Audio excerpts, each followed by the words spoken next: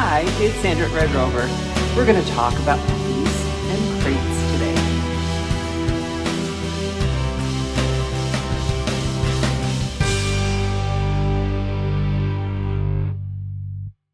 Please don't let your young puppies be free roaming. So by that, I mean, don't let them just run willy-nilly wherever they feel like. You are going to have problems.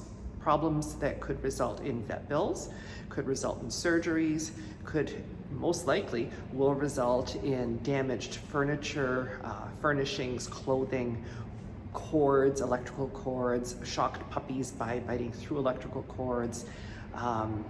It's just not a good thing. There is no need for a young puppy to be free roaming through the house. So even if you cordon off an area, say by using an exercise pen or just closing off doors or using baby gates, that's great. So that's a really good start. If you're using an exercise pen, that's fantastic. You really don't need to do more than that other than supervise your puppy while it's in there.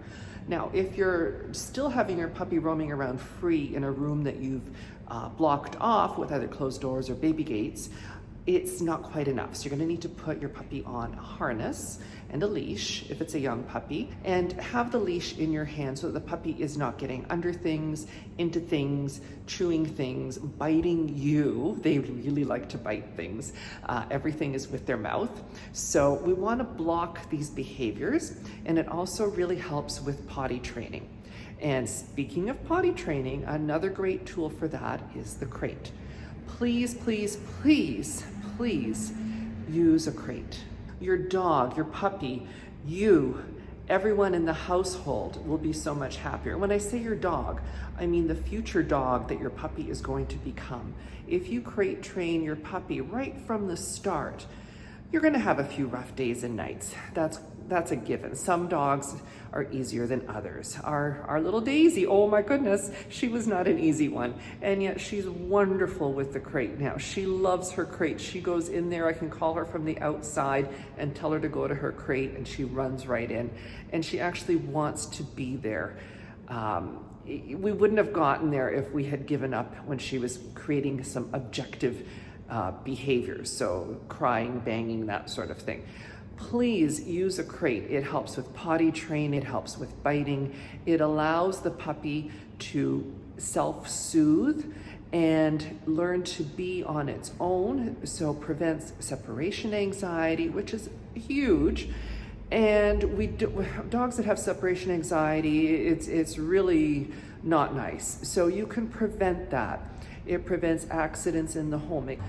And it also gives your dog a sense of structure, and it calms them. The crate is meant to be calming. It's not a place to use for punishment. It's a place for them to have downtime and to be quiet. All right, so the crate is super important for puppies. Please don't say to yourself, oh, we're never gonna leave this puppy alone, because you know what? Something could happen and your puppy may need to be left alone in the house.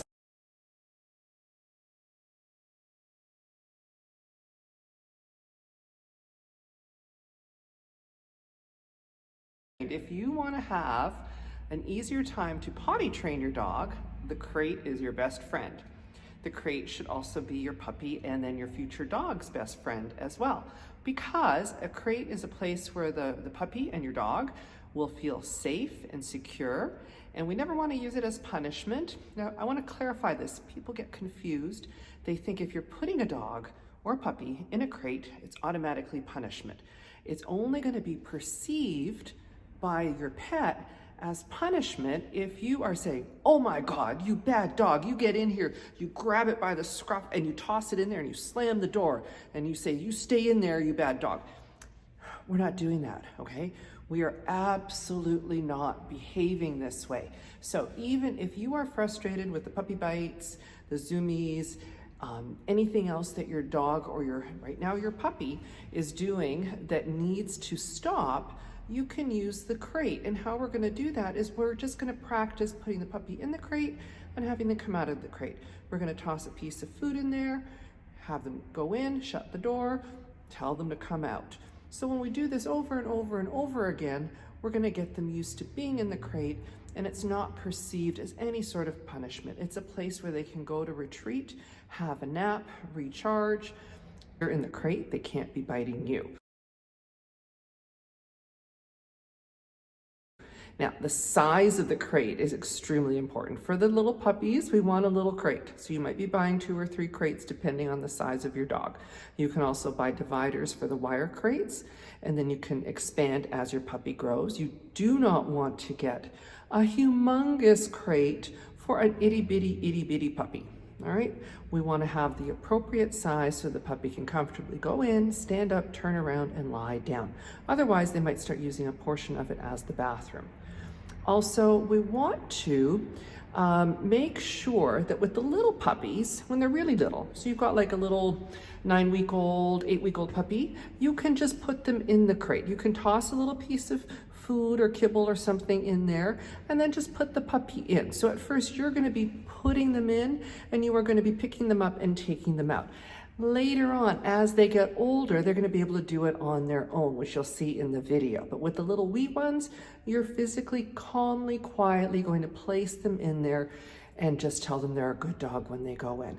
You're not going to open the crate when they're crying. We don't want that. So we can give it a little bang on the top, give it a little jiggle, and just to interrupt whatever it is that they're doing.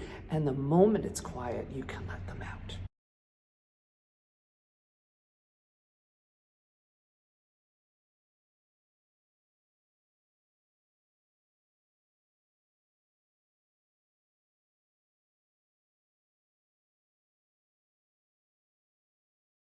Okay, so when you're getting your puppy ready, sometimes it can be a little bit awkward because they can get silly when they see their stuff coming in. Get back. So I'm going to be ready. I've got a piece of food. I'm going to put the food through here. There you go. And then I can avoid all the little puppy bites and teach some nice behavior instead of silliness. Okay, I'm going to put her harness on, do the same thing. I'm teaching her the word stand as well. Finley, stand. She got up, that's okay, so we can do it again. Finley, stand. Then we do up this middle piece. You're a lazy girl, huh? And then, what happens with this if I don't have something to occupy her with is she wants to chew the leash. Lots of puppies do. So I'm going to be ready.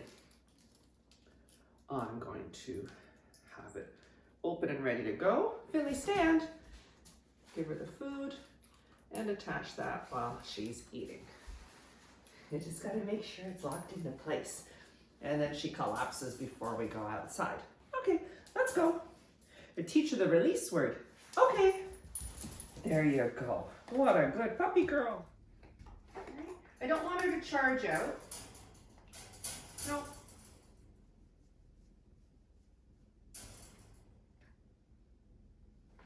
Okay.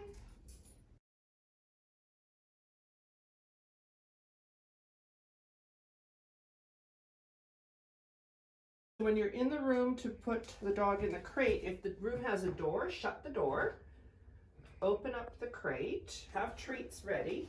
And what I do is I take the collars right off and I say crate, and in she goes. So when we're taking the puppy out, she's not to come flying out. So I open the door. If she puts her nose out, nope. So this is because Peter's in the room with me right now. Normally she doesn't do that. Then we have a moment of politeness. Okay.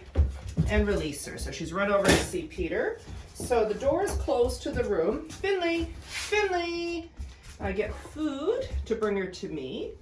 And I sit on my nice little bench and a little piece of food, put on the collar.